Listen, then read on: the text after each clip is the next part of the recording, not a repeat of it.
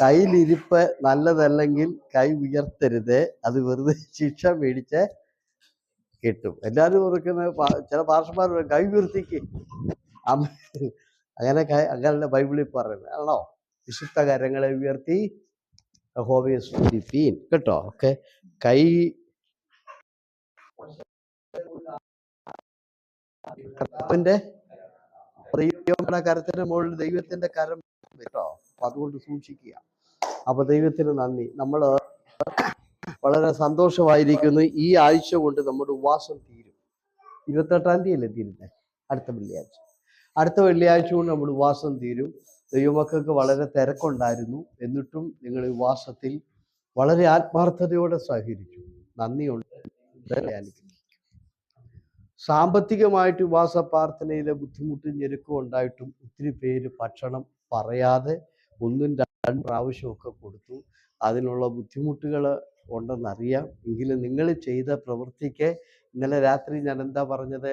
ഉൽപ്പത്തി 15:1. ഉൽപ്പത്തി 15:1 വായിച്ചേ. അതിന്റെ ശേഷം അബ്രഹാമിന് ദർശനത്തിൽ യഹോവയുടെ അരുളപ്പാടുണ്ടായത് എന്തെന്നാൽ, അബ്രഹാമേ ഭയപ്പെടേണ്ട, ഞാൻ നിന്റെ പരിചയം നിന്റെ അതിമഹത്തായ പ്രതിഫലവുമാകുന്നു. അതിമഹത്തായ പ്രതിഫലം, സാധാരണ പ്രതിഫലമല്ല,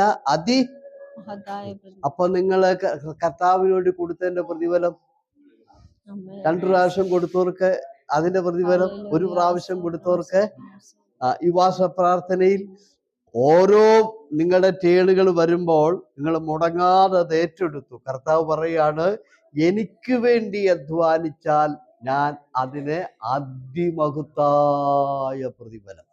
ഹല്ലേലൂയ പറഞ്ഞേ, അതിമഹത്തായ പ്രതിഫലം. സ്തോത്രം. ഇപ്പോൾ ഈ 2 മണിക്കൂർ നമ്മുടെ വീട്ടുകാര്യത്തെക്കാൾ ഉപരി നമ്മൾ ദൈവത്തെ സ്തുതിക്കാൻ വന്നതാ. അപ്പൊ അതിന് പ്രതിഫലം കിട്ടില്ലേ? നമ്മുടെ വീട്ടിലെ കാര്യങ്ങൾക്ക് വേണ്ടി 2 മണിക്കൂർ വേർതിരിച്ചിരിക്കുവാണെങ്കിൽ ദൈവത്തിന് പ്രതിഫലം തരേണ്ട കാര്യമില്ല. നമ്മൾ അതിനല്ല ഇവിടെ വന്നത്, ദൈവത്തെ സ്തുതിക്കാനാണ്. ദൈവത്തിന് വേണ്ടിയാ. അപ്പൊ അതുകൊണ്ട് ദൈവത്തെ ആരാധിക്കുന്ന നിങ്ങളോട് പറയാനുള്ളത്, ഇതിന്റെ പ്രതിഫലമുണ്ട്. അതിമഹത്തായ പ്രതിഫലം എന്ന് പറഞ്ഞാൽ വിലയേറിയത്, വിലപ്പെട്ടത്, ശ്രേഷ്ഠമായ പ്രതിഫലം ഉണ്ടെന്നാണ്. സ്തോത്രം പറഞ്ഞേ. അപ്പോൾ ഈ ഉപവാസ പ്രാർത്ഥനയിൽ നിങ്ങൾ ഉപവസിച്ചതിന് പ്രതിഫലമുണ്ട്, സഹകരിച്ചതിന് പ്രതിഫലമുണ്ട്. ഈ കുടുംബ പ്രാർത്ഥനയിൽ എല്ലാ വ്യാഴാഴ്ചകളിലും വണ്ടി ഓടിക്കാൻ നമ്മുടെ സഹോദരന്മാർ തയ്യാറായതിനും വീട്ടുകാരൊക്കെ ഫുഡ് കൊടുക്കാൻ തയ്യാറായതിനും എല്ലാം ദൈവത്തിന് പറയാനുള്ളത് നിന്റെ അതിമഹത്തായ. അപ്പൊ ഞാൻ ഇന്നലെ പറഞ്ഞു എപ്പോഴാ ഇത് പറഞ്ഞത് അതിമഹത്തായ പ്രതിഫലമെന്ന്. സഹോദരന് വേണ്ടി അബ്രാഹാം എന്ത് ചെയ്തു? യുദ്ധം ചെയ്യാൻ പോയി ലോത്തിന് വേണ്ടി. അങ്ങനെ 9 രാജാക്കന്മാരുണ്ടായിരുന്നെന്ന് ഞാൻ പറഞ്ഞതിൽ 5 രാജാക്കന്മാരെ 4 രാജാക്കന്മാര് തോപ്പിച്ചു.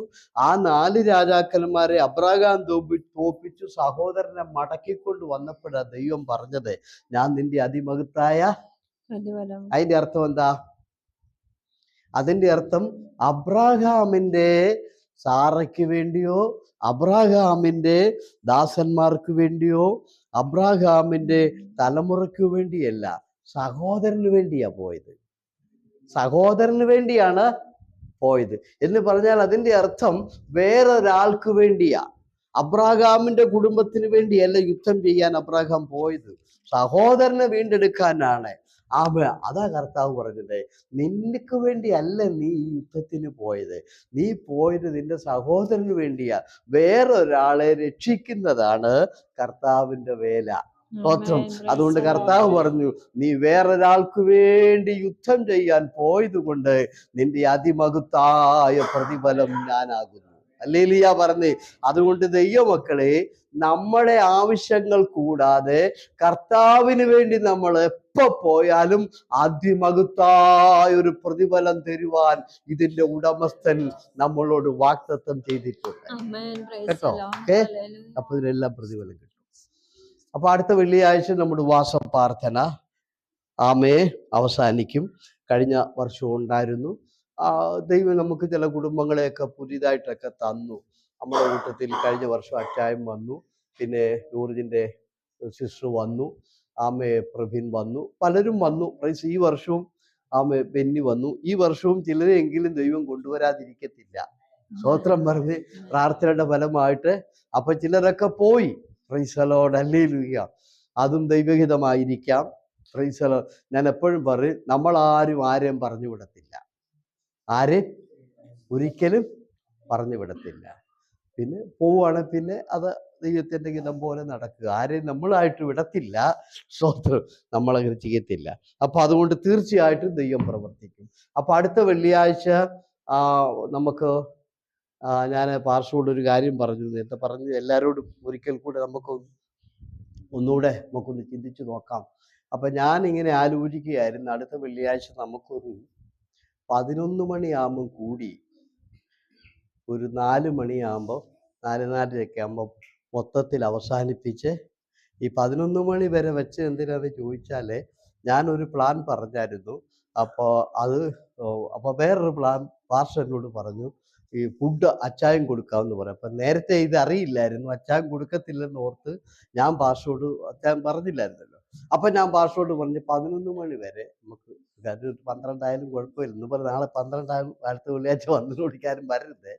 അപ്പം അതുകൊണ്ട് രാവിലെ ഞാൻ ഇവിടെ ചോറുണ്ടാക്കാമെന്ന് പറഞ്ഞു. നമുക്ക് കഴിക്കാനുള്ള ചോറ് ഞാൻ ഇവിടെ വെക്കാം. നിങ്ങൾ ഒരു 2-3 കൂട്ടം കറി, കഴിഞ്ഞ പ്രാവശ്യം ഇതുപോലെ കറിയെല്ലാം കൊണ്ടുവന്ന് കുഞ്ഞുകൂടി അതെല്ലാം എന്ത് ചെയ്തു. നമുക്ക് 20 പേർക്ക് കഴിക്കാവുന്ന ആഹാരം, 20 പേരേ ഉള്ളൂ നമ്മൾ, അവർക്ക് കഴിക്കാവുന്ന ആഹാരം. ഒരു 2-3 പേര് ഒരു തോരൻ കറി, ഇച്ചിരി ചാറും അല്ലേ, എന്തെങ്കിലുമൊക്കെ കറികൾ കൊണ്ടുവന്നാൽ ചോറും കഴിച്ച് ഒരു 4 മണിയാകും തിരിയാമെന്ന് പറഞ്ഞു.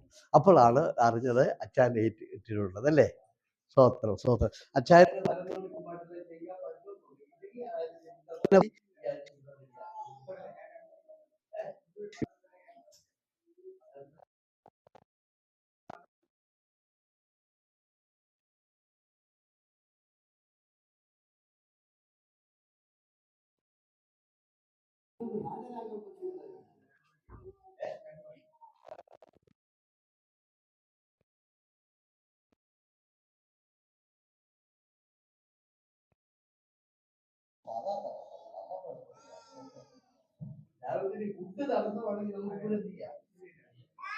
ജോലിയാ. അപ്പൊ അതങ്ങനെ ആയിക്കോട്ടെ. അപ്പം ഫുഡ് നമുക്ക് ഇതുപോലെ ഇവിടെ ഒക്കെ എല്ലാവരും ഹല്ലേലൂയ പറഞ്ഞേ. അപ്പൊ രാവിലെ എല്ലാവരും കുട്ടികൾക്കുള്ള ആഹാരമൊക്കെ കൊടുത്ത് 11 മണിയാകുമ്പോൾ ഇവിടെ എത്തുക. ആമേൻ. അന്ന് ഇല്ലാത്തൊരു ആഹാരം കഴിച്ചിട്ട് അല്ലാത്തവരെല്ലാം അടുത്ത വെള്ളിയാഴ്ച ഉപവാസമായിരിക്കണമെന്ന് പ്രത്യേകം ഓർപ്പിക്കുന്നു. 4 മണിയാകുമ്പോൾ നിർത്തി വൈകിട്ട് ആരാധന കഴിഞ്ഞ് നിങ്ങൾക്ക് സൂപ്പർ മാർക്കറ്റ്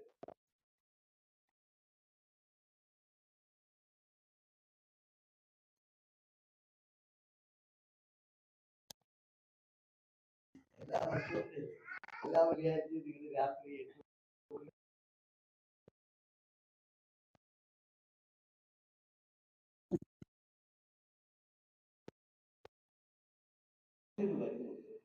അപ്പൊ പുള്ളിയാണ് ഓവർസീറുടെ വരവുള്ളതുകൊണ്ട് ഒന്നും മിക്കവാറും പുള്ളി എപ്പോഴും ഞാൻ നാട്ടിലേക്ക് പോകുമ്പോൾ വരുന്ന കൊച്ചുമക്കളല്ലോ, പുള്ളിയൊക്കെ വിളിക്കണമെന്നുണ്ട്. അപ്പം അമ്മയെ ദൈവമക്കളെ സന്തോഷത്തോടെ ആയിരിക്കട്ടെ. 2 പാർഷന്മാരെ വിളിക്കട്ടെ, കുഴപ്പമൊന്നുമില്ലല്ലോ. ഞങ്ങൾ എപ്പോഴും പ്രസംഗിക്കുകയല്ലേ, നിങ്ങൾ കേട്ടോണ്ടിരിക്കുകയല്ലേ, വല്ലപ്പോഴും ഒക്കെ ഒന്ന്. പിന്നെ ഒരു കാര്യം സത്യം ഞാൻ പറയാം, ഏത് പാർഷന്മാർ വന്നാലും നമ്മൾ പറയുന്ന പോലെ വചനം, നമ്മൾ വലിയ പണ്ഡിതന്മാരെന്നല്ല പറഞ്ഞത്, നിങ്ങൾക്ക് കിട്ടത്തില്ല. കാരണം നമ്മൾ നിങ്ങളെ പഠിപ്പിച്ചിട്ട് ഇപ്പൊ ഇതിനകത്ത് സങ്കീർത്തനത്തിൽ നിങ്ങൾ കണ്ടോ, ഇപ്പൊ വായിച്ചു സങ്കീർത്തനം എടുത്തേ, 50-ാം സങ്കീർത്തനം എടുത്തേ. സ്തോത്രം. വചനം എല്ലാരും പ്രസംഗിക്കാൻ പറ്റില്ല. വചനം കർത്താവ് അങ്ങനെ അനുവാദം കൊടുത്തിട്ടില്ല. കണ്ടോ, 50-ാം സങ്കീർത്തനത്തിന്റെ 6 തൊട്ടുള്ള വാക്യം വായിച്ചേ. ദൈവം തന്നെ ന്യായാധിപതി ആയിരിക്കാൻ ആകാശം അവന്റെ നീതിയെ ഘോഷിക്കും. എന്റെ ജനമേ കേൾക്ക, ഞാൻ സംസാരിക്കും. ഇസ്രായേലെ, ഞാൻ നിന്നോട് സാക്ഷീകരിക്കും. ദൈവമായി ഞാൻ നിന്റെ ഒരു ജമ്പാ സങ്കീർത്തനത്തിന്റെ പ്രൈസലോ ഒരു 4-5 വാക്യം കൂടെ വായിച്ചാൽ മതി. ഒത്തിരി മുന്നോട്ട് പോകണ്ട. 50 സങ്കീർത്തനത്തിന് 4-5 വാക്യം. തന്റെ ജനത്തെ ന്യായം വിധിക്കേണ്ടതിന് അവൻ മേലിൽ നിന്ന് ആകാശത്തെയും ഭൂമിയെയും വിളിക്കുന്നു. യാഗം കഴിച്ച് എന്നോട് നിയമം ചെയ്തവരായ എന്റെ വിശുദ്ധന്മാരെ എന്റെ അടുക്കൽ കൂടുവീൻ. മതി. ഇനി 14, 15, 16, 17 3 വാക്യം കൂടെ. ദൈവത്തിന് സ്തോത്രയാഗം അർപ്പിക്ക. അത്യുന്നതിന് നിന്റെ നേർച്ചകളെ കഴിക്ക. കഷ്ടകാലത്തെ എന്നെ വിളിച്ചപേക്ഷിക്ക. ഞാൻ നിന്നെ വിടുവിക്കുകയും നീ എന്നെ മഹത്വപ്പെടുത്തുകയും ചെയ്യും. എന്നാൽ ദുഷ്ടനോട് ദൈവം അരുളി ചെയ്യുന്നു, നീ എന്റെ ചട്ടങ്ങളെ അറിയിപ്പാനും എന്റെ നിയമത്തെ നിന്റെ വായിലെടുപ്പാനും നിനക്ക് എന്ത് കാര്യം? നീ ശാസനയെ വെറുത്ത് എന്റെ വചനങ്ങളെ നിന്റെ പുറകിൽ എറിഞ്ഞു കളയുന്നുവല്ലോ. പറഞ്ഞു കേട്ടോ, ശാസനയെ വെറുത്ത്. അപ്പൊ ദൈവത്തിന്റെ വചനം അനുസരിക്കാത്തവർക്ക് വചനം പറയാൻ അധികാരമില്ല. കർത്താവ് അധികാരം കൊടുത്തിട്ടില്ല. വചനത്തെ അനുസരിക്കാതെ പുറയിലെറിഞ്ഞ് വചനം അനുസരിക്കുകയോ അത് ഏറ്റെടുക്കുകയോ അതും പ്രകാരം ജീവിക്കുകയോ ചെയ്യാത്ത ഒരാള് പ്രസംഗിക്കാൻ പാടില്ല. അയാൾ പ്രസംഗിച്ചാൽ നിങ്ങളും അംഗീകരിക്കണ്ട. കർത്താവ് അംഗീകരിക്കുന്നില്ല, പിന്നെ നമ്മൾ അംഗീകരിക്കണോ? കർത്താവ് വയ്ക്കാൻ നിനക്കെന്താ കാര്യം എൻ്റെ വചനം എടുക്കാൻ? എൻ്റെ വചനം പ്രസംഗിക്കാൻ നിനക്ക് യോഗ്യതയില്ല, നിനക്ക് അധികാരമില്ല. എന്തുകൊണ്ട്? നീ എൻ്റെ വചനം പുറയിൽ എറിഞ്ഞു കളയുക. എന്നിട്ട് നീ മറ്റുള്ളവരുടെ മുമ്പിൽ ചെന്ന് എന്ത് ചെയ്യുക? അവരോട് നീ വചനം പഠിപ്പിക്കുക, പ്രസംഗിക്കുക. തൻ്റെ ജീവിതത്തിൽ വരുമ്പോൾ ഈ വചനം എല്ലാം സ്തോത്രം. അതുകൊണ്ട് ഈ പ്രസംഗിക്കുന്ന എല്ലാവരെയും നമുക്ക് അംഗീകരിക്കേണ്ട കാര്യമില്ല, എല്ലാവരെയും നമ്മളത് വിശ്വസിക്കേണ്ട കാര്യമില്ല. കാരണം ഈ പ്രസംഗിക്കുന്ന വിളി വചനം അനുസരിച്ച് ജീവിക്കുന്നുണ്ടെങ്കിൽ നമുക്ക് അംഗീകരിക്കാം, അത് നമുക്ക് ഏറ്റെടുക്കാം. അത് ഞാനല്ല പറഞ്ഞ, കർത്താവാ പറഞ്ഞ്. കർത്താവിനെ വിളിച്ച പേര് കണ്ടോ? ദുഷ്ടാന്നാ വിളിച്ച. വചനം അനുസരിക്കാത്തവനെയും വചനം പുറയിലെറിയുന്നവനെ ഒക്കെ വിളിച്ച പേര് ദുഷ്ടനെന്നാ. കർത്താവ് വയ്ക്കാൻ നിനക്കെന്ത് കാര്യം? എൻ്റെ വചനം കയ്യിലെടുക്കാൻ നിന്നോട് ആരാ പറഞ്ഞത്? അതുകൊണ്ട് ദൈവമക്കളെ, പ്രസംഗിച്ചാൽ മാത്രം പോരാ, ഈ പ്രസംഗിക്കുന്നത് പോലെ ജീവിക്കുകയും കൂടെ വേണം. ദൈവവചന പ്രകാരം ഒരു ജീവിതമുള്ള ഒരു വ്യക്തിക്ക് മാത്രമേ ഒരു ശുശ്രൂഷകനാകാൻ കഴിയുകയുള്ളൂ. അങ്ങനെ ഉള്ളവരെ മാത്രമേ ദൈവം എന്ത് ചെയ്തിട്ടുള്ളൂ? Price the Lord. നിനക്ക് എന്ത് അധികാരം എൻ്റെ വചനം കയ്യിലെടുക്കാൻ? നീ എന്തിനെടുക്കുന്നു? നീ എൻ്റെ വചനം നിരസിക്കുന്നു, പുറയിൽ തള്ളിക്കളയുന്നു. ശാസന നീ എന്ത് ചെയ്യുന്നില്ല? വചനം പഠിപ്പിച്ചാൽ അവനത് അംഗീകരിക്കുന്നില്ലെങ്കിൽ, അത് ഏറ്റെടുക്കുന്നില്ലെങ്കിൽ, പിന്നെ ഇവനെന്തിനാ പ്രസംഗിക്കുന്നത്? സ്തോത്രം. അതുകൊണ്ട് കാണുന്നിടത്തെല്ലാം കൊണ്ട് നിങ്ങൾ തലയൊന്നും വെച്ച് പ്രാർത്ഥിക്കാൻ കൊടുക്കരുത്. ജീവിക്കുന്ന ദൈവദാസന്മാർ നമ്മുടെ തല കൈവെക്കട്ടെ. സ്തോത്രം. വചനം അനുസരിക്കുന്നവര്, ശുശ്രൂഷയിൽ യോഗ്യരായവർ, അവർ കൈവച്ച് പ്രാർത്ഥിക്കട്ടെ. അവർ നമുക്ക് വേണ്ടി പ്രാർത്ഥിക്കട്ടെ. അമ്മേ, അല്ലാത്തവരുടെ എല്ലായിടത്തും ചെന്ന് എന്ത് ചെയ്യരുതേ? ആള് കൂടുന്ന മീറ്റിംഗ് ഞാൻ പറഞ്ഞു, യോഹന്നാന്റെ സുവിശേഷം 6-ാം അധ്യായത്തിൽ ഞാൻ പറഞ്ഞില്ലേ, അക്കരെ ഒരു മീറ്റിംഗ്, ഇക്കരെ ഒരു മീറ്റിംഗ്. ഇക്കരത്തെ മീറ്റിങ്ങിന് 5 അപ്പം കൊണ്ട് 15,000 പേരെ പോഷിപ്പിച്ചു. അക്കരെ ചെന്നപ്പോ കർത്താവ് പറഞ്ഞു, ഞാൻ സ്വർഗ്ഗത്തിൽ നിന്ന് ഇറങ്ങി വന്ന ജീവന്റെ അപ്പമാണ്, എന്നെ തിന്നണം. അപ്പൊ ഈ 15,000-ന് കൂടിയവരെല്ലാം പുറകോട്ട് പോകാൻ തുടങ്ങി. എല്ലാരും പൊക്കളഞ്ഞു അല്ല. അപ്പൊ കണ്ടോ, വചനം ശരിക്ക് പറഞ്ഞപ്പം ആർക്കും പ്രാർത്ഥന വേണ്ട. അപ്പം കൊടുക്കാൻ തുടങ്ങിയപ്പോൾ പ്രാർത്ഥന എല്ലാവർക്കും വേണം. ഏതാ? 5 അപ്പം മീനും കൊടുത്തപ്പം പ്രാർത്ഥന കൂടാൻ ആളിന്റെ ബഹളവാ. അക്കരെ കയറി കഴിഞ്ഞപ്പോ കർത്താവ് പറഞ്ഞു, ഞാനാണ് അപ്പം, എന്നെ തിന്നോന്ന് പറഞ്ഞപ്പോ ആ മീറ്റിംഗ് ആർക്കും. അതുകൊണ്ട് നിങ്ങൾ ഓർക്കുക, ആള് കൂടുന്നതല്ല ഇവിടുത്തെ വിഷയം. സ്തോത്രം. യഥാർത്ഥത്തിൽ കർത്താവിന് വചനത്തോടടുത്തപ്പോൾ അവിടെ എഴുതിയിരിക്കുന്ന ഇങ്ങനെയാണ്, അന്നു തൊട്ട് പലരും വിട്ടുപോയി. അന്നു തൊട്ട് പലരും വിട്ടുപോയി. അതിനു മുമ്പ് ഇഷ്ടം പോലെ ആളുണ്ടായിരുന്നു. Price the Lord. അതുകൊണ്ട് വളരെ സൂക്ഷിക്കുക കേട്ടോ. ആമേൻ. സ്തോത്രം. ആമേൻ. ശിഷ്യന്മാരോട് കർത്താവ് ചോദിച്ചു, നിങ്ങൾക്കും പോയിക്കൂടെ? ഉടനെ പത്രോസ് ചോദിച്ചു, ഗുരു, അതെങ്ങനെ ഞങ്ങൾ പോകുന്നത്? നിത്യജീവന്റെ മൊഴി നിന്റെ പക്കൽ ഉണ്ട്. ഉണ്ടല്ലോ. ഞങ്ങൾ നിന്നെ വിട്ടിട്ട് എങ്ങോട്ടാണ്? അതിന്റെ അർത്ഥം എന്താ? പറ. അതിന്റെ അർത്ഥം ഞങ്ങൾ ഇറങ്ങിയത് നിത്യജീവന് വേണ്ടിയാ, രോഗശാന്തിക്കല്ല. ഞങ്ങൾ ഇറങ്ങിയത് അപ്പത്തിന്റെ സമൃദ്ധി കണ്ടിട്ടല്ല. അപ്പത്തിന്റെ സമൃദ്ധിയോ അനുഗ്രഹമോ വിടുതലോ ഒന്നുമല്ല. ഞങ്ങൾ ഇറങ്ങിയത് ഗുരു, നിത്യജീവൻ നിന്റെ പക്കൽ ഞങ്ങൾ കണ്ടു. ഇന്ന് രാത്രി ഞാൻ ചോദിക്കുന്നു, നിങ്ങൾ സ്നാനപ്പെട്ടത് നിത്യജീവന് വേണ്ടിയോ, നിങ്ങൾ വേർപെട്ട് ദൈവത്തെ ആരാധിക്കാൻ ഇറങ്ങിയത് നിത്യജീവന് വേണ്ടിയോ, അതോ നിങ്ങളുടെ ആവശ്യങ്ങൾ സാധിച്ചെടുക്കുന്ന ഒരു കൂട്ടായ്മയോ? എല്ലാരും പോയി. ശിഷ്യന്മാര് പറഞ്ഞു ഞങ്ങൾ പോകത്തില്ല. എന്തുകൊണ്ടാ? ഞങ്ങൾ ഇറങ്ങിയത് അപ്പം തിന്നാൻ ഇറങ്ങിയതല്ല ഞങ്ങള്. ഇനി മറ്റൊരു കാര്യം, ശിഷ്യന്മാരത് പറഞ്ഞപ്പോ നിങ്ങൾ ശ്രദ്ധിക്കണം. ആരാന്നറിയോ? അവരെ ശലോമോൻ രാജാവ് 40 വർഷം കൊണ്ട് 1700 കോടി രൂപയുടെ പള്ളി അവർക്ക് പണിതു. അത്രയ്ക്ക് വലിയ പള്ളിയുണ്ട് അവർക്ക്. അത്രയ്ക്ക് വലിയ പള്ളിയുള്ളവരാ. ശലോമോൻ രാജാവ് പണിത ദേവാലയം യെരൂശലേമിൽ കിടപ്പുണ്ട്. അന്നത്തെ കാലത്ത് 1700 കോടി രൂപയാണ്. ഞാൻ അതിന്റെ ചരിത്രമൊക്കെ പഠിച്ച ആളാ. അതിന്റെ ഒറിജിനൽ ഭിത്തി തനി മാർബിളാ, സ്ഫടികവാ. അതിലോട്ട് സൂര്യൻ ഉദിച്ചു കഴിയുമ്പോൾ അവിടെ മുഴുവൻ തിളക്കവാ. അതുകൊണ്ടാ പത്രോസ് പറഞ്ഞു, ഗുരു നോക്ക്, അതിന്റെ കല്ല് കണ്ടോ, എത്ര മനോഹരമാണ്. പിന്നെ യെശയ്യാ പ്രവാചകൻ അവർക്കുണ്ട്. പിന്നെ ഇരമ്യാ പ്രവാചകനുണ്ട്, യെഹെസ്കേലുണ്ട്, 40-ലധികം പ്രവാചകന്മാരുണ്ട്, 10-40 രാജാക്കന്മാരുണ്ട്, അവർക്ക് ന്യായപ്രമാണമുണ്ട്, ഇതെല്ലാം ഉണ്ട്, വലിയ പള്ളിയുണ്ട്. പക്ഷെ അവർ പറഞ്ഞു കേട്ടോ, ഞങ്ങളുടെ പള്ളിയിൽ നിത്യജീവനില്ല. നിത്യജീവൻ ഞങ്ങൾ കണ്ടത് നിന്റെ പക്കലാണ്. അതുകൊണ്ട് ദൈവമക്കളെ, പള്ളിയുടെ വലിപ്പം നോക്കിയല്ല വിശ്വാസം സ്വീകരിക്കേണ്ടത്. പാരമ്പര്യപരമായി എത്ര വലിപ്പം ഉണ്ടെന്നുള്ളതല്ല. ഞങ്ങളെ പോലെ വലിപ്പമുള്ളവരാരുമില്ല. കാരണം ഞങ്ങൾക്ക് യെഹെസ്കേലുണ്ട്, ഇരമ്യാവുണ്ട്, ഞങ്ങൾക്ക് യെശയ്യാവുണ്ട്, എല്ലാം ഞങ്ങളുടെ ആൾക്കാരാ, പ്രവാചകന്മാര്. ഞങ്ങൾക്ക് മഹാപുരോഹിതനുണ്ട്, ലേവി ഗോത്രം മൊത്തം പുരോഹിതന്മാരുണ്ട്. ഇതൊക്കെ ഉണ്ടെങ്കിലും ഗുരു, നിത്യജീവൻ അവിടെ എങ്ങുമില്ല. നിത്യജീവൻ അവിടെ എങ്ങുമില്ല. നിത്യജീവൻ നിന്റെ പക്കല. കണ്ടിട്ടില്ല, വലിയ പള്ളിയുണ്ട്, വലിയ ശവക്കോട്ടയുണ്ട്, കാര്യങ്ങളുണ്ട്, എല്ലാം ഉണ്ട്, നിത്യജീവനില്ല. അതുകൊണ്ട് പത്രോസ് പറഞ്ഞു, ഞങ്ങൾ നിന്നെ വിട്ടു പോകില്ല. കാരണം ഞങ്ങൾ ഇറങ്ങിയത് നിത്യജീവന് വേണ്ടിയാ. അത് വേറൊരു സ്ഥലത്തില്ല. അത് ഞങ്ങൾ കണ്ടത് നിന്നിലാണ്. നീയാണ് നിത്യജീവൻ. സ്തോത്രം പറഞ്ഞേ. നമ്മുടെ നന്മയൊക്കെ ഞാൻ കഴിഞ്ഞ ആഴ്ചയിലും പറഞ്ഞില്ലേ, ആലയം പണിയാൻ തുടങ്ങിയപ്പോൾ, ആലയത്തിന്റെ ശൂന്യതയൊക്കെ മാറിയപ്പോൾ കർത്താവ് പറഞ്ഞു, ഇന്നോട്ട് നിങ്ങളുടെ വിത്തുകളോടും കിടപ്പുണ്ടോ, നിങ്ങൾ വിതച്ചോ, നിങ്ങളുടെ വിത്തിനെ ഞാൻ അനുഗ്രഹിക്കും. ആലയം പണിയാൻ തുടങ്ങി, ആത്മീയ ശൂന്യതയൊക്കെ മാറി. ഹഗായി പ്രവചനത്തിലെ ഇന്നോട്ട് ഞാൻ നിങ്ങളുടെ വിത്തിനെ. അപ്പൊ അതിന്റെ അർത്ഥം എന്താ? അതിന്റെ അർത്ഥം നമ്മുടെ ആത്മീയ നേരെയായാൽ ഭൗതികത്തെ ദൈവം തൊടും. അതിന് നിങ്ങൾ പ്രാർത്ഥിക്കേണ്ട കാര്യമില്ല.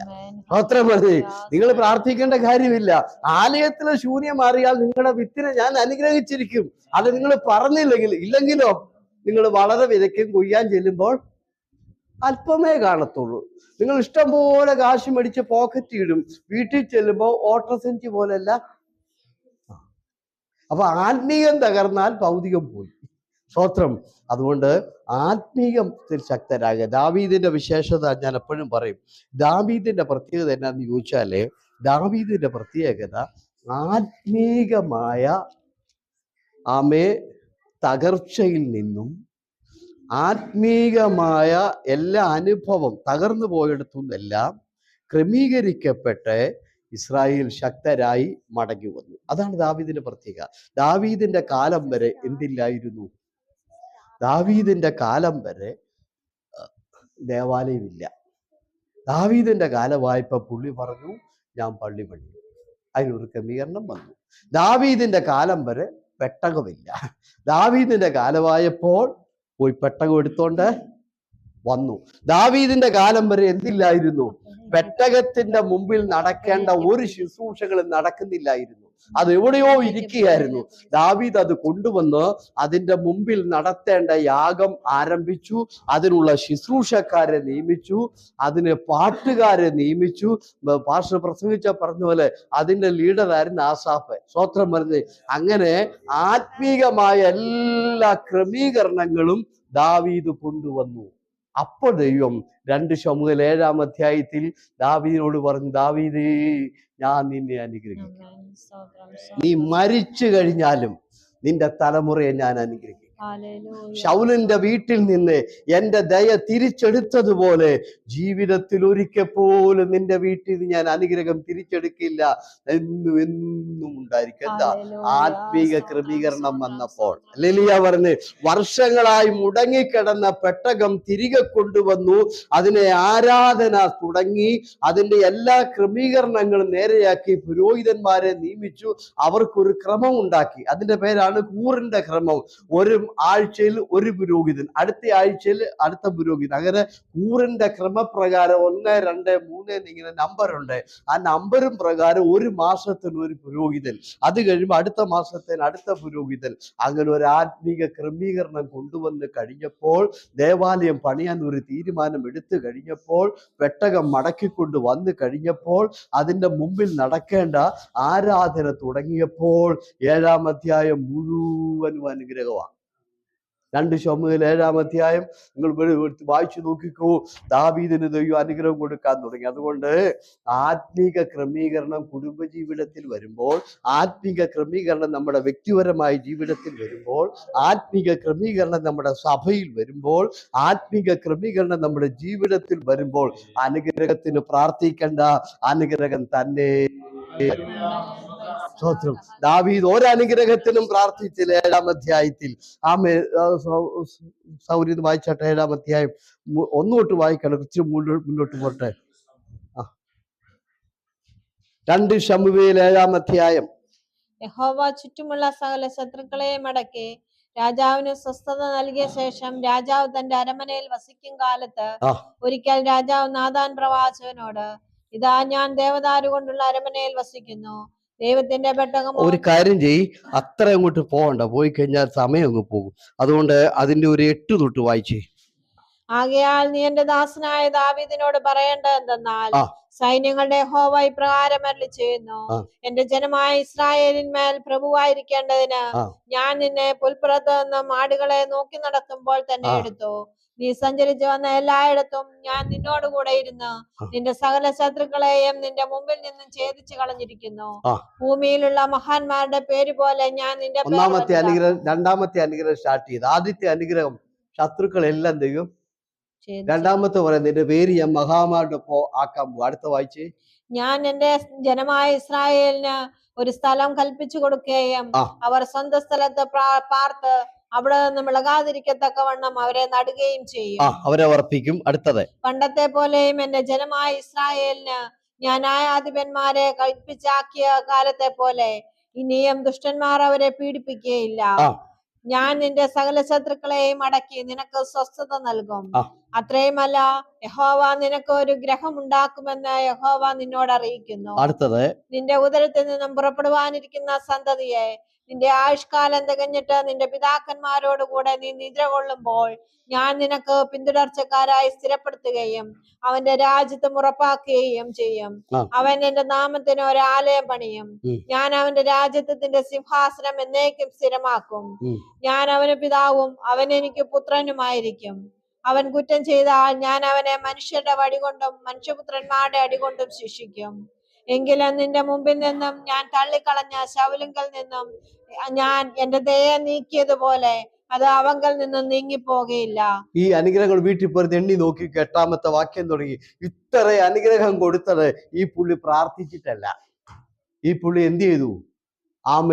പെട്ടകം കൊണ്ടുവന്ന് ആ കുറവ് തീർത്ത് അവിടെ വെച്ചിട്ട് അതിന്റെ മുമ്പിൽ നടത്തേണ്ട ആരാധന തുടങ്ങി. ലിലിയ പറഞ്ഞ് വർഷങ്ങളായി അതില്ലാതെ കിടക്കുമായിരുന്നു.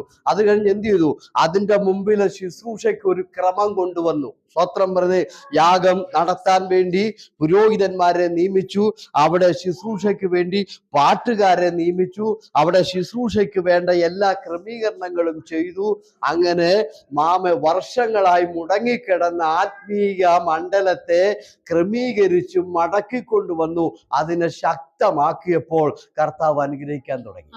അപ്പൊ അക്ക വിട്ട് അനുഗ്രഹിക്കാൻ തുടങ്ങി. 8ാമത്തെ വാക്യം തുടങ്ങി അനുഗ്രഹം ആരംഭിച്ചു. ദൈവ പൈതലേ, നിന്റെ ജീവിതത്തിൽ ശരിയായ ഒരു ആത്മീക ക്രമീകരണം കൊണ്ടുവന്ന് നീ ആത്മീകമായി കുറവ് തീർത്ത് ശക്തിപ്പെട്ടാൽ നിന്റെ ജോലിയിൽ ദൈവം തൊടും, നിന്റെ സാമ്പത്തികത്തിൽ ദൈവം തൊടും, നിന്റെ തലമുറയെ ദൈവം തൊടും, നിന്റെ ഭവനത്തെ ദൈവം തൊടും. ഇപ്പൊ ദൈവം ഇവിടെ എല്ലാം തൊട്ട് കർത്താവ് പറഞ്ഞു കൊട്ടെ, ദാവീദേ, ആമേ, നീ മരിച്ചു കഴിഞ്ഞാൽ നിന്റെ വീട്ടിൽ ഞാൻ എന്റെ അനുഗ്രഹം തിരിച്ചെടുക്കത്തില്ല, നിന്റെ മക്കൾക്ക് ഞാൻ കൊടുത്തോണ്ടിരിക്കും. എന്നിട്ട് വേറെ ഒരു ഉറപ്പൂടെ കൊടുത്തു, ഒരിക്കലും നിന്റെ ഭവനത്തിൽ നിന്ന് അനുഗ്രഹം വിട്ടുപോകില്ല. ശൗലിന്റെ ഭവനത്തിൽ ഞാൻ തിരിച്ചെടുത്തു, നിന്റെ ഭവനത്തിൽ ഞാന് ആമേ. അതുകൊണ്ട് ഇന്ന് രാത്രിയിൽ ആത്മീക ക്രമീകരണത്തിലേക്ക് വന്നാൽ ആമേ, ഭൗതികത്തിന് പ്രാർത്ഥിക്കണ്ട, അത് തന്നെ വന്നോളും. ഹല്ലേലൂയ പറഞ്ഞ്.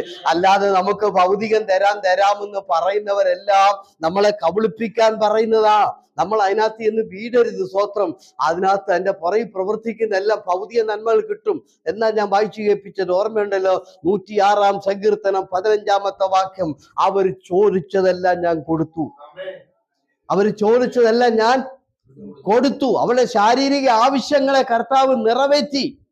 അവര് രോഗശാന്തിക്ക് പ്രാർത്ഥിച്ച് അത് കൊടുത്തവർക്ക്. കണ്ട 15-ാമത്തെ വാക്യം, അവർ അപേക്ഷിച്ചത് അവൻ അവർക്കും കൊടുത്തു.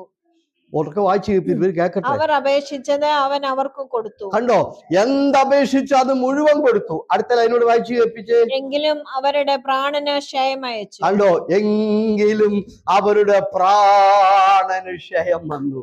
അതുകൊണ്ട് ദൈവമക്കളെ, യോഗ്യതയമ്മ വ്യവസ്ഥയില്ലാതെ വരുന്ന അനുഗ്രഹം ഒടുവിക്കൊണ്ട് എത്തിക്കുന്ന ഇവിടെയാ.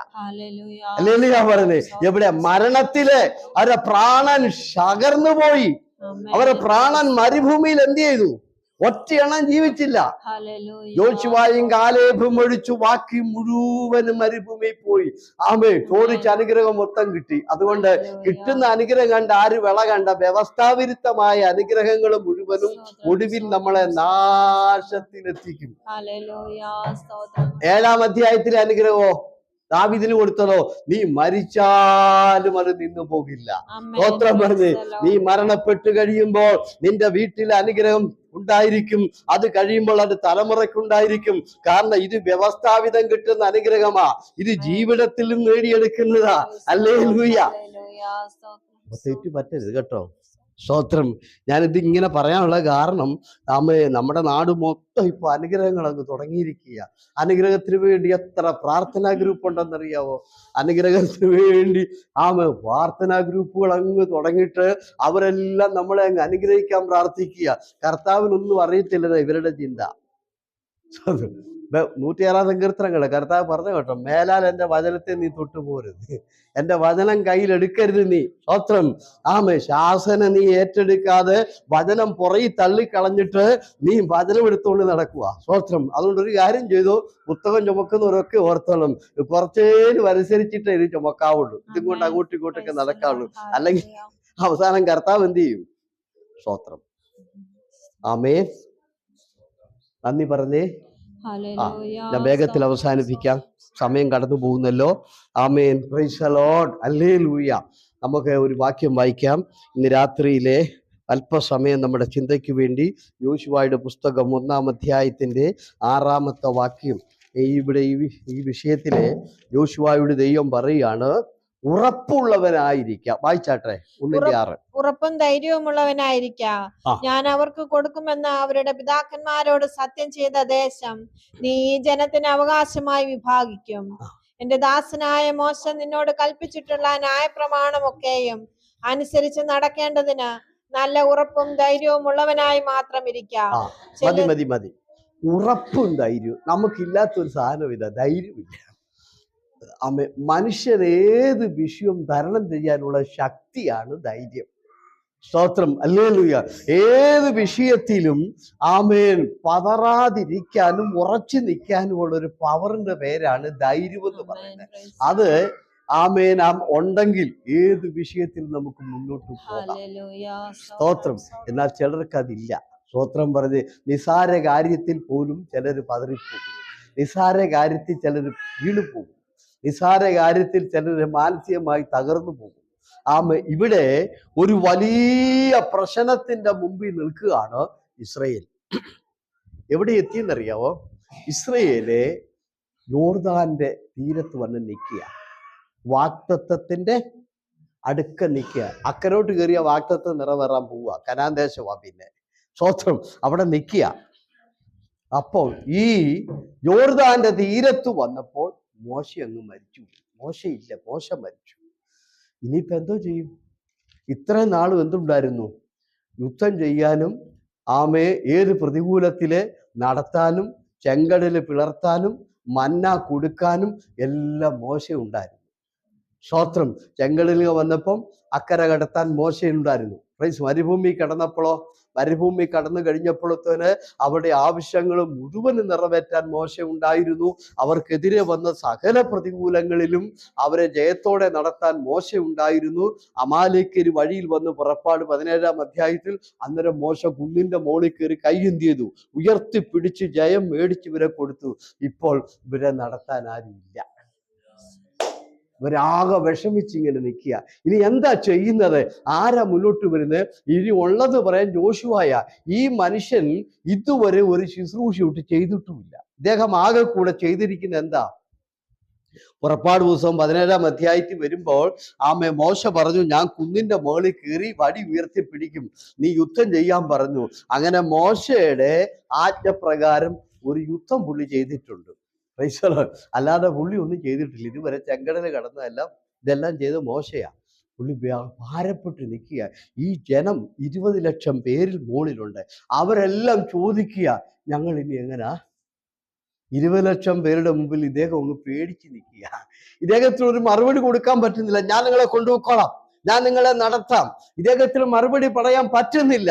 അങ്ങനെ വലിയ പ്രതിസന്ധിയുടെ നടുവിൽ ഞാൻ ഇനി എന്ത് ചെയ്യുമെന്നോർത്ത് വേദനയോടെ നിൽക്കുമ്പോഴാണ് 6-ാമത്തെ വാക്യത്തിൽ കർത്താവ് പറഞ്ഞു, ധൈര്യമുള്ളവനായിരിക്ക, ഉറപ്പുള്ളവനായിരിക്ക. ഇതുവരെയും നീ ഒന്നും ചെയ്തിട്ടില്ല, പക്ഷെ ഇന്ന് തൊട്ട് ഞാൻ നിന്നെ കൊണ്ട് ചെയ്യിക്കാൻ പോവുക. സ്തോത്രം പറഞ്ഞേ. ഞാൻ നിന്നെ കൊണ്ട് എന്ത് ചെയ്യും? ഈ ജനത്തെ കനാൻ ദേശത്ത് കൊണ്ടുപോകും. യോർദാൻ നിന്നെ കൊണ്ട് തന്നെ ഞാൻ വിഭാഗിക്കും. നിന്റെ മുമ്പിൽ കാണുന്ന സകല പ്രതിസന്ധികളെയും നിന്നെ കൊണ്ട് ഞാൻ ജയിപ്പിച്ച് ഈ ജനത്തെ ഞാൻ അവിടെ എത്തിക്കും. ഉറപ്പുള്ളവനായിരിക്ക, ധൈര്യമുള്ളവനായിരിക്ക. എന്നെ കർത്താവ് എന്ത് ചെയ്തു? Praise the lord. ജോഷുവായെ ധൈര്യപ്പെടുത്തുന്നു. എന്നിട്ട് നീ ആ വാക്യം ഒന്നുകൂടെ വായിച്ച്, 6-ാമത്തെ വാക്യം. ഉറപ്പും ധൈര്യവും ഉള്ളവനായിരിക്ക, ഞാൻ അവർക്ക് കൊടുക്കുമെന്ന് അവരുടെ പിതാക്കന്മാരോട് സത്യം ചെയ്ത ദേശം നീ ജനത്തിന് അവകാശമായി വിഭാഗിക്കും. എന്റെ ദാസനായ മോശ നിന്നോട് കൽപ്പിച്ചിട്ടുള്ള ന്യായപ്രമാണമൊക്കെയും അനുസരിച്ച് നടക്കേണ്ടതിന് നല്ല ഉറപ്പും ധൈര്യവും ഉള്ളവനായി മാത്രം ഇരിക്കുക. ചെല്ലുന്നിടത്തൊക്കെയും നിശുഭമായിരിക്കേണ്ടതിന് അത് വിട്ട് ഇടത്തോട്ടോ വലത്തോട്ടോ മാറരുത്. ഈ ന്യായപ്രമാണ പുസ്തകത്തിലുള്ളത് നിന്റെ വായിൽ നിന്ന് നീങ്ങിപ്പോകരുത്. അതിൽ എഴുതിയിരിക്കുന്നത് പോലെയൊക്കെയും പ്രമാണിച്ച് നടക്കേണ്ടതിന് നീ രാവും പകലും അത് ധ്യാനിച്ചു കൊണ്ടിരിക്കണം. എന്നാൽ നിന്റെ പ്രവൃത്തി സാധിക്കും, നീ കൃതാർത്ഥനായും ഇരിക്കും. മതി. ഇപ്പോ വളരെ ഭാരപ്പെട്ട് നിൽക്കുകയായിരുന്നു. 20 ലക്ഷം പേരുടെ ചോദ്യത്തിന് മറുപടിയില്ല. അവര് ചോദിക്കുക, ജോഷുവായെ ഇനി ഞങ്ങളെ ആരാ നടത്തുന്നത്? ഞങ്ങൾ എങ്ങനെ അക്കരെ കയറും? അക്കരെ കയറിക്കഴിഞ്ഞാൽ നമ്മൾ എങ്ങനെയായിരിക്കും? ആ ചോദ്യത്തിനൊന്നും മറുപടി ഇല്ലാതിരിക്കുമ്പോഴാണ് ജോഷുവായോട് ദൈവത്തിന്റെ ശബ്ദം, ഉറപ്പുള്ളവനായിരിക്ക, ധൈര്യമുള്ളവനായിരിക്ക, ഞാൻ നിന്നോട് കൂടെയുണ്ട്. സ്തോത്രം പറഞ്ഞേ.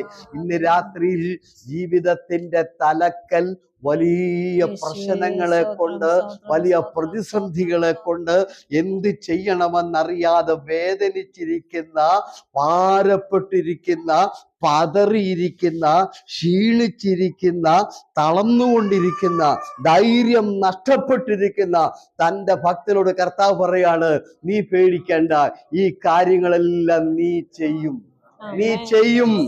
നിന്നെ കൊണ്ട് തന്നെ ഞാൻ ചെയ്ത വാഗ്ദത്തം നിന്നെ കൊണ്ട് ഞാൻ നിറവേറ്റും.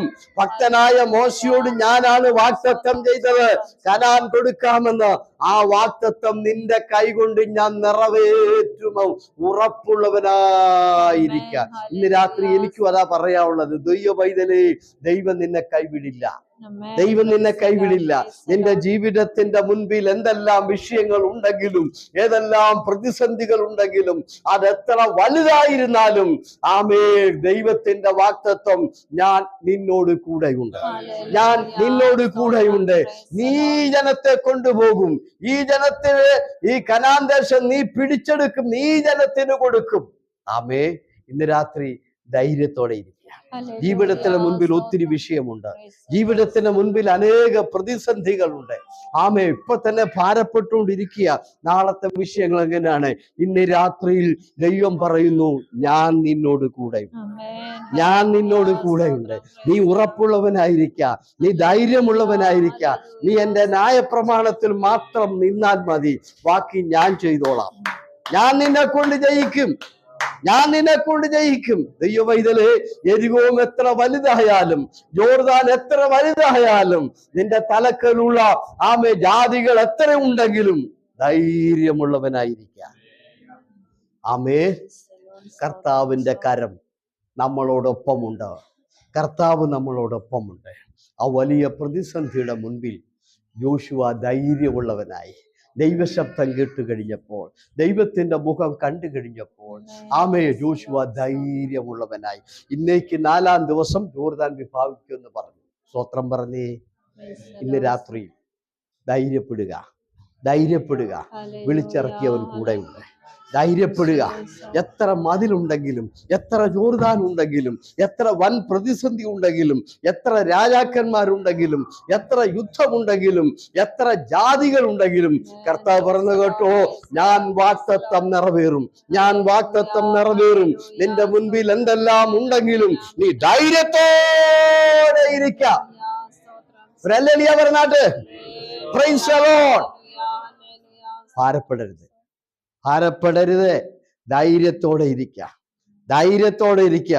വലിയ മലയൊന്നുമില്ലല്ലോ, വലിയ ജോർദാനൊന്നുമില്ലല്ലോ. ജീവിതത്തിന്റെ പ്രശ്നമെല്ലാം ഉള്ളൂ. അത് ദൈവം പരിഹരിക്കും. സ്തോത്രം പറ. ജോലി ദൈവം പരിഹരിക്കും. തലമുറയെ ദൈവം വളർത്തും. ദൈവം നിനക്ക് ഉന്നതമായ ഭാവി തുറക്കും. ആമേ, ദൈവത്തെ കൊണ്ട് അസാധ്യത ഒന്നുമില്ല. ആമേ, കഴിഞ്ഞ ആഴ്ചയിൽ നമ്മൾ ചിന്തിച്ച വിഷയം എന്താ ചിന്തിച്ച വിഷയം? അബ്രാഹാമിന്റെ ദൈവത്തിന് അസാധ്യതയില്ല. 89-ാമത്തെ വയസ്സിൽ സാറ പ്രസവിച്ചു. അതിന്റെ അർത്ഥം എന്താ? അസാധ്യതയില്ല. ആമേ, സമയം പോകുന്നത് കൊണ്ട് ഞാൻ പോകുക 2-ാമത്തെ ഭാഗത്തേക്ക്. അമേൻ, അമേൻ, ആമേൻ, ആമേൻ. സ്തോത്രം പറഞ്ഞേ. നമുക്ക് 2-ാമത്തേതിലേക്ക് നമുക്ക് വരാം. ഉൽപ്പത്തി 15-ലാണ് 2-ാമത്തെ നമ്മൾ മുമ്പേ പറഞ്ഞത്. എന്താ പറയാ? ഭയപ്പെടേണ്ട അബ്രാഹാമേ, നീ ഭയപ്പെടേണ്ട. ഭയപ്പെടേണ്ട. അബ്രാഹാമിന്റെ ജീവിതത്തിലെ വലിയ ഒരു ഭയം, ഇതിന്റെ പുറകെ പല ചിന്തകളുണ്ട്, പല ഇതുണ്ട് അബ്രാഹാം. ഞാൻ കഴിഞ്ഞ ദിവസം റേച്ചാന്റെ വീട്ടിൽ പറഞ്ഞില്ലേ, അബ്രാഹാമിനെ ഈ ഭയവും ഈ ഉറപ്പില്ലായ്മയും ഈ ധൈര്യക്കുറവൊക്കെ അബ്രാഹാമിന്റെ ജീവിതത്തിലെ എന്താണ് അതിന്റെ കാരണം എന്ന് ഞാൻ പറഞ്ഞു. എന്താണ് അതിന്റെ കാരണം? 15-ാം അധ്യായത്തിലെ 4-ാമത്തെ വാക്യം കണ്ടോ? ഉൽപ്പത്തി പുസ്തകത്തിലെ അബ്രാഹാമിന് വായിച്ചേ. അവൻ നിന്റെ അവകാശിയാകുകയില്ല, നിന്റെ ഉദരത്തിൽ നിന്നും പുറപ്പെടുന്നവൻ തന്നെ നിന്റെ അവകാശിയാകും എന്ന് അവന് യഹോവയുടെ അരുളപ്പാടുണ്ടായി. അടുത്ത ലൈൻ പിന്നെ അവൻ അവനെ പുറത്തു കൊണ്ടുവന്ന് നീ ആകാശത്തേക്ക് നോക്കുക. പിന്നെ എന്നുള്ള പദത്തിന്റെ പുറകിൽ ആ ലൈൻ ഒന്നുകൂടെ വായിക്കും. അവൻ നിന്റെ അവകാശിയാകുകയില്ല, നിന്റെ ഉദരത്തിൽ നിന്നും പുറപ്പെടുന്നവൻ തന്നെ നിന്റെ അവകാശിയാകുമെന്ന് അവൻ യഹോവയുടെ അരുളപ്പാടുണ്ടായി. അവൻ അവനെ പുറത്തു കൊണ്ടുവന്നു. പുറത്തെ അടിവരയിട്ടു. ഈ അകത്തിരിക്കുന്നോണ്ടാണ് ഈ വിഷമം മൊത്തം. ഏതാ വിഷമം? അയ്യോ, എനിക്കാരുമില്ലേ, എന്റെ ബോധനെല്ലാം എന്ത് ചെയ്യും? എന്റെ വീട്ടിൽ ഇതുവരെ ജോലി ചെയ്ത് ആ അടിമച്ചെറുക്കനായി എലയാസർ എല്ലാം കൊണ്ടുപോകും. ഇനി എനിക്ക് എന്തിനാ? കർത്താവ് പറഞ്ഞു, ഞാൻ നിന്നെ അനുഗ്രഹിക്കണം. എന്തിനാ അനുഗ്രഹം? എനിക്ക് അനുഗ്രഹം വേണ്ട. കാര്യം എന്താ? അവകാശിയില്ല. എലയാസർ കൊണ്ടുപോകുക. ആമേ, പ്രൈസ് ദി ലോർഡ്. അപ്പം ആമേ, ദൈവം പറഞ്ഞു ഭയപ്പെടാതെ. അപ്പൊ ഭയപ്പെട്ടു. എനിക്ക് ആരുമില്ല, ഒന്നുമില്ല, ഇരിക്കുക. പിടിച്ച് പുറത്തോട്ട് കൊണ്ടുപോകും. ഉണ്ട്, വെളി വന്നു. അതിന്റെ അർത്ഥം എന്താ? അകത്തിരുന്നപ്പം എന്തായിരുന്നു? ഭയവും പേടിയും ധൈര്യമില്ലായ്മയൊക്കെ. ഇപ്പം സ്വത്രം പറഞ്ഞേ. അകത്ത് എന്തുണ്ടെന്ന് ഞാൻ പറഞ്ഞത്. അബ്രാഹാമിന്റെ കൂടാരവാ. അതിനകത്ത് എന്തുണ്ട്? സാറായുണ്ട്. സാറായുടെ മുഖത്തോട്ട് ഇങ്ങനെ നോക്കുമ്പോ സാറ അബ്രാഹാമിനെ നോക്കിയിട്ട് പറയും, ഒരു കുട്ടിയില്ലല്ലോ, ഒരു കുഞ്ഞില്ലല്ലോ, നമുക്ക് അവകാശിയില്ലല്ലോ. അന്നേരം ഈ പുള്ളിക്ക് ഒന്നുകൂടെ വിഷമം കൂടും. സ്വത്രം ഉള്ള ധൈര്യം കൂടെ പോകും. പിന്നെ ആ കൂടാരത്തിനകത്ത് എന്തുണ്ട്? പ്രൈസ്, കുറെ സ്വർണവും വെള്ളിയും കാര്യങ്ങളും ഒക്കെ ഉണ്ട്. അതിലൊക്കെ ഇങ്ങനെ നോക്കിക്കൊണ്ടിരിക്കും. കർത്താവ് എന്ത് ചെയ്തു? അതിനകത്തുനിന്ന് പിടിച്ചിറക്കിയെന്നാ വായിക്കുന്നത്. പിടിച്ച് ഇറക്കി. പ്രൈസ്. അല്ലെങ്കിൽ ഈ മനുഷ്യൻ ഇറങ്ങുകയല്ല. അല്ലെങ്കിൽ പറഞ്ഞു പിടിച്ച് പുറത്തോട്ട് ഇറക്കിയിട്ട് ദൈവം പറഞ്ഞു, നീ മുകളിലോട്ട് നോക്കി. അതിന്റെ അർത്ഥം എന്താണ്? ആ ഇടുക്കത്തിനകത്തുനിന്ന്, ആ ഞെരുക്കത്തിനകത്തുനിന്ന്, ആ ഇടുങ്ങിയ അവസ്ഥയിൽ നിന്ന്, ആ ഞെരുങ്ങിയ അവസ്ഥയിൽ നിന്ന് അബ്രാഹാം പുറത്തു വന്നപ്പോൾ ദൈവത്തിന്റെ കരം അബ്രാഹാമിന് വേണ്ടി കരുതുന്നത് അബ്രാഹാം കാണിക്കുക. ദാ നോക്കിക്കേ, എന്റെ കരം ഇതുപോലെ നിനക്ക് തലമുറയെ തരാൻ പോകുക. അതുകൊണ്ട് നീ ഭയപ്പെടേണ്ട. നീ വിചാരിക്കുന്നതിനേക്കാൾ ഉപരിയാണ് ഞാൻ കരുതുന്നത്. നീ വിചാരിക്കുന്നത് പോലല്ല ഞാൻ കരുതുന്നത്. ആണോ? 3 തലമുറയുണ്ട്. ഒന്ന് ഭൂമിയിലെ പൊടി പോലെ ഞാൻ നിനക്ക്, പിന്നെ മറ്റൊന്ന് ആകാശത്തിലെ നക്ഷത്രം പോലെ, പിന്നെ മറ്റൊന്നുകൂടെ, കടൽക്കരയിലെ സ്വത്രം പോലെ, കടൽക്കരയിലെ മണല് പോലെ, ഭൂമിയിലെ പൊടി പോലെ. അറിയാമോ നിങ്ങൾക്ക് എന്താണെന്ന്? പ്രൈസ്. 2 തലമുറ എന്ന് പറയുന്നത് ഒന്ന് പ്രൈസ് അക്ഷരികമാണ്, അബ്രാഹാമിന്റെ ശാരീരികമായ യഹൂദാ ജനത. സ്വത്രം പറഞ്ഞ്. പിന്നെ പ്രൈസലോ മുസ്ലിങ്ങളും, അത് ഇസ്മായിലിൽ നിന്ന് വന്നതാണ്. പ്രൈസലോ കടൽക്കരയിലെ മണലും പ്രൈസലോ പൊടിയൊക്കെ ഇതാ. പക്ഷേ ആകാശത്തിലെ നക്ഷത്രം അതല്ല. ആകാശത്തിലെ നക്ഷത്രം കത്തുന്നതാണ്, അത് തിളങ്ങുന്നതാണ്, അത് ശോഭിക്കുന്നതാണ്. അത് അബ്രാഹാമിന്റെ ആത്മീക സന്തതിയാണ്. ഹല്ലേലൂയ പറഞ്ഞാട്ട് ദൈവം കാണിച്ചു കണ്ടോ? ഇതുപോലൊരു ആത്മീക സന്തതി, എണ്ണമില്ലാത്തൊരു കൂട്ടം നിനക്ക് വേണ്ടി ഞാൻ കരുതിയിട്ടുണ്ട്. സ്തോത്രം പറഞ്ഞേ. അപ്പോൾ ധൈര്യമായിരിക്കാം. എൻ്റെ ജീവിതത്തില് അവകാശിയില്ല, എല്ലാം എനിക്ക് നഷ്ടപ്പെടാൻ പോവുക, എൻ്റെ കാലശേഷം ഇത് വല്ലവരും കൊണ്ടുപോകാൻ പോവുക എന്ന് ഭാരപ്പെട്ടിരുന്ന അബ്രാഹാമിനോട്, വേദനിച്ചുകൊണ്ടിരിക്കുന്ന അബ്രാഹാമിനോട്, ധൈര്യമെല്ലാം നഷ്ടപ്പെട്ട അബ്രാഹാമിനോട് കർത്താവ് പറയാണ്, ഭയപ്പെടേണ്ട, നീ വിചാരിക്കുന്നത് പോലെ സംഭവിക്കത്തില്ല. എൻ്റെ കരം നിനക്ക് വേണ്ടി കരുതിയിട്ടുണ്ട്. ഇന്ന് രാത്രി പലരും ഭയപ്പെടുന്നുണ്ട്. കർത്താവേ, എൻ്റെ ജീവിതത്തിൽ പലതുമില്ല, പലതും നടക്കാൻ ബുദ്ധിമുട്ടാണ്, എൻ്റെ ജീവിതത്തിൽ പ്രയാസമാണ്, എൻ്റെ ജീവിതത്തിൽ വിഷയങ്ങൾക്ക് വിടുതൽ കിട്ടത്തില്ല.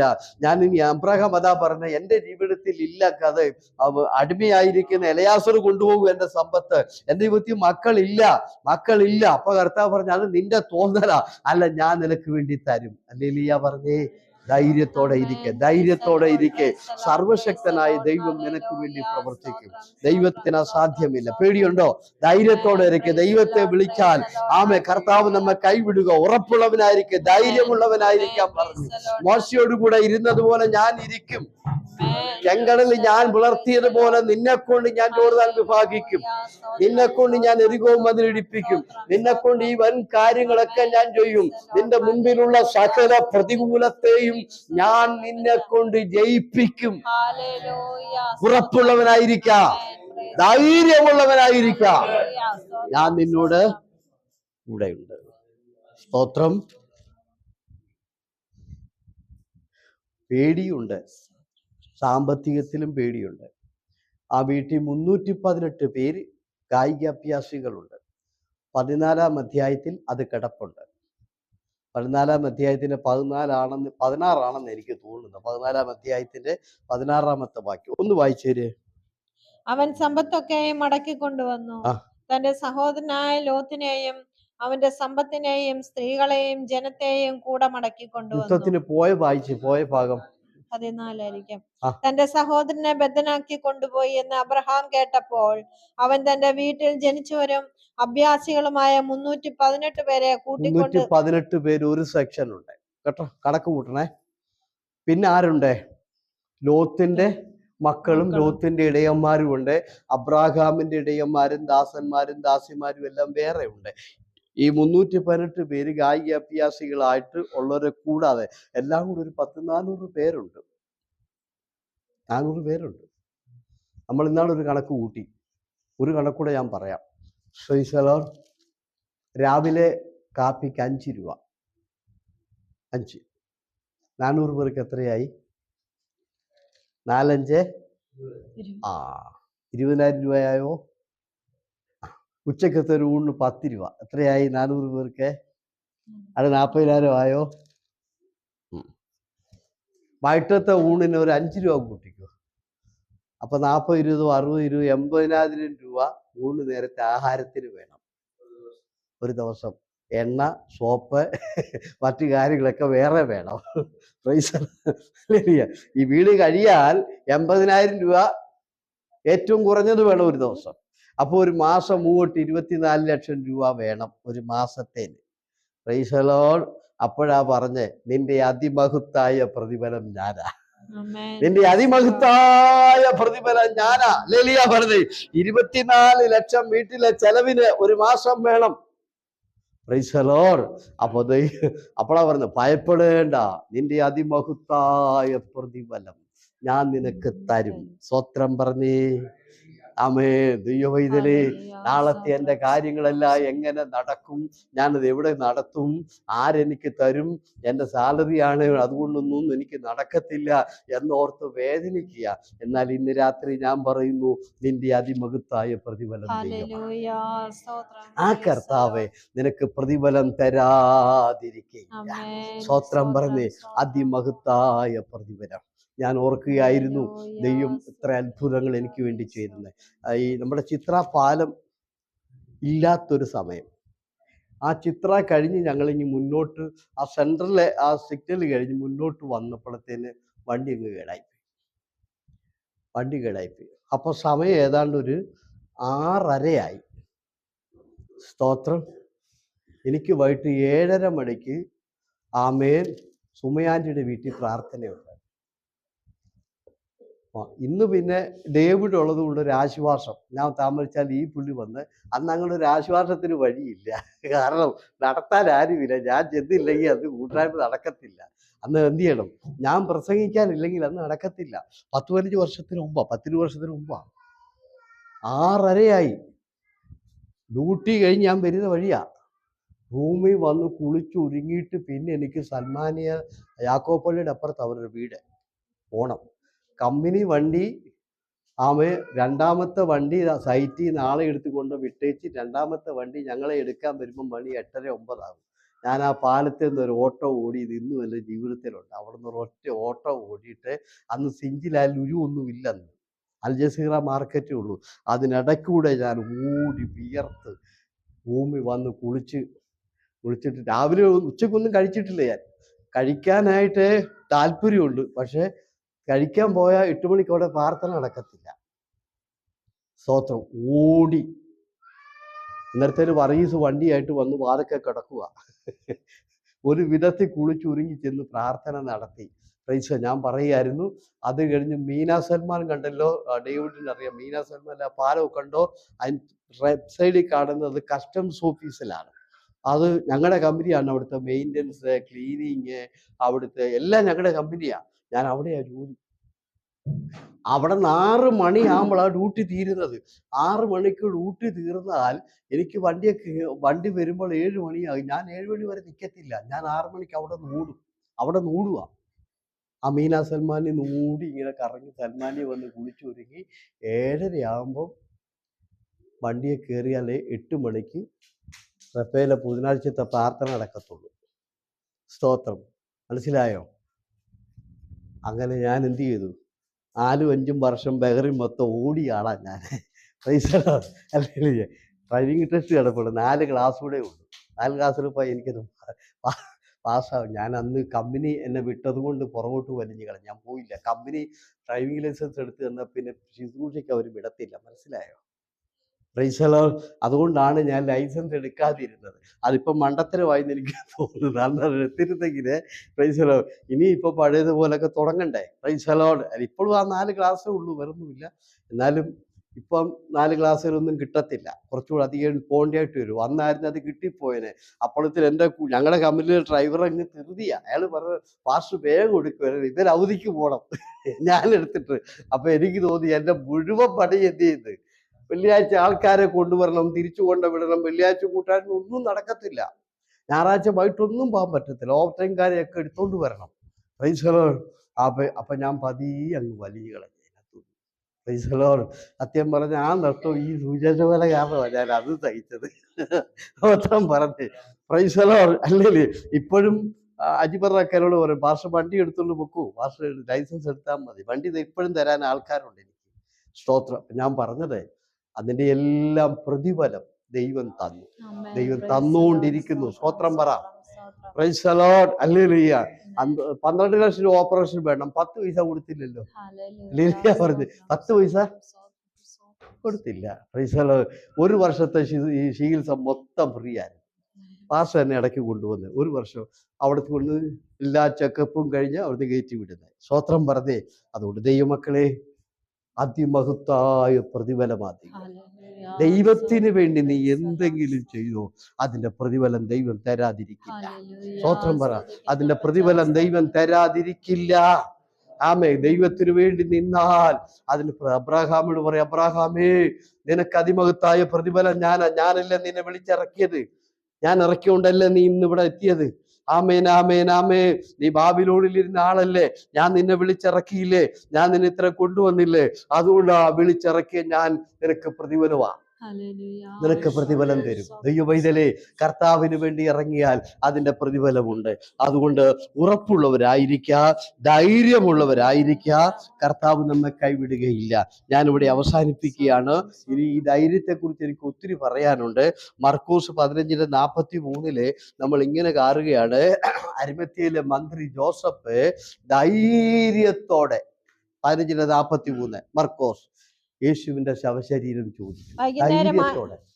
അതിന് ശവശരീരം ചോദിക്കാൻ 15:43 മർക്കോസ്. വൈകുന്നേരമായപ്പോൾ ശബത്തിന്റെ തലേനാളായ ഒരുക്കനാളാ കൊണ്ട് ശ്രേഷ്ഠമന്ത്രിയും ദൈവരാജ്യത്തെ കാത്തിരുന്നവനുമായ അരിമത്യയിലെ യോസഫ് വന്നു. ധൈര്യത്തോടെ പിലാത്തോസിന്റെ അടുക്കൽ ചെന്ന്. എന്തിനാ ഒരാളുടെ ശവം ചോദിക്കാൻ ധൈര്യം വേണോ? എന്തിനാ ധൈര്യം? അറിയാവോ എന്തിനാന്ന്? ശവം ചോദിക്കുന്നതിന് ധൈര്യമൊന്നും വേണ്ട. ധൈര്യം അതല്ല. ഈ ശവം ചോദിച്ചു കഴിയുമ്പോൾ മന്ത്രി പദവി ഇപ്പുറത്ത് പോകും. യഹൂദന്മാരുടെ ശത്രുവായി കിടക്കുന്ന ആള്, അയാളുടെ ശവശരീരം ഇയാൾ ചോദിച്ച് മേടിച്ചു കഴിയുമ്പോൾ മന്ത്രിസ്ഥാനം തെറിക്കും. യഹൂദന്മാര് പറയും, ഞങ്ങൾക്ക് ഇവനെ ഇനി മന്ത്രിയായിട്ട് വേണ്ടാന്ന് പറയും. സ്തോത്രം പറഞ്ഞ് അങ്ങനെ വലിയൊരു നഷ്ടം ഉണ്ടാകാൻ പോവുകയാ, വലിയൊരു തകർച്ചയിലേക്ക് പോകാൻ പോവുക. പക്ഷേ ആമേ, ജോസഫ് എന്ത് ചെയ്തില്ല? ജോസഫ് പേടിച്ചില്ല, ഭയപ്പെട്ടില്ല. പോയാ പോട്ടെ, ധൈര്യത്തോടെ ഇറങ്ങി. ഹല്ലേലൂയ പറഞ്ഞ് യേശുവിന്റെ ശവശരീരം എന്ന് ചോദിച്ചു കഴിയുമ്പോൾ യഹൂദന്മാരുടെ മന്ത്രിയാ, വേറെ ആരുടെ മന്ത്രിയല്ല, യഹൂദ സ്റ്റേറ്റിന്റെ മന്ത്രിയാ. അദ്ദേഹത്തിന് മന്ത്രി പദവി എടുത്ത് ദൂരക്കളയും. പിന്നെ രണ്ടാമത് പള്ളിയിലെ അംഗത്വം വെട്ടിക്കളയും. ഞങ്ങൾ കൊന്ന യേശു ഞങ്ങളുടെ ശത്രുവാ, ആ ശത്രു നിന്റെ ഗുരുവാണെങ്കിൽ ഞങ്ങളുടെ പള്ളിയിൽ ഇനി നീയും കൂടണ്ട. പള്ളിയിലെ അംഗത്വം പോകും, ജോലി പോകും. Price the Lord. പിന്നെ ആമേ, പുള്ളിക്ക് നാട്ടിലുള്ള എല്ലാ അംഗീകാരവും നഷ്ടപ്പെടും. പക്ഷേ ജോസഫ് ധൈര്യത്തോടെ, ജോലി പോയാലും എനിക്ക് എന്റെ യേശുവാണ് വലുത്. ഹല്ലേലൂയ പറഞ്ഞേ. ആമേൻ, ആമേ. പള്ളിയിലെ അംഗത്വം എടുത്ത് ദൂരക്കളഞ്ഞാലും എനിക്ക് യേശുവാണ് വലുത്. സ്തോത്രം പറഞ്ഞേ. ഇന്ന് രാത്രി ദൈവവൈതലേ, ആത്മീകത്തിന് വേണ്ടി ധൈര്യത്തോടെ നിൽക്കുക. സ്തോത്രം പറഞ്ഞേ. അനേക ഭൗതിക ഉയർച്ചകൾ എന്റെ ജീവിതത്തിൽ നഷ്ടപ്പെട്ടു പോയാലും എനിക്കതൊരു വിഷയമല്ല, എനിക്ക് പ്രത്യേകത എൻ്റെ യേശുവാണ്. ആ ധൈര്യം നമുക്കുണ്ടാകട്ടെ. എല്ലാവർക്കും എഴുന്നേറ്റ് നിൽക്കാം. കേട്ട വചനത്തിന്റെ മുൻപില് നമ്മൾ ദൈവത്തെ ആരാധിക്കാൻ പോവുകയാണ്, പ്രാർത്ഥിക്കാൻ പോവുകയാണ്. കുഞ്ഞുങ്ങളെല്ലാം കണ്ണുകൾ അടയ്ക്കണം. ആരും അങ്ങോട്ടും ഇങ്ങോട്ടും പോകരുത്. എല്ലാവരും ഇവിടെ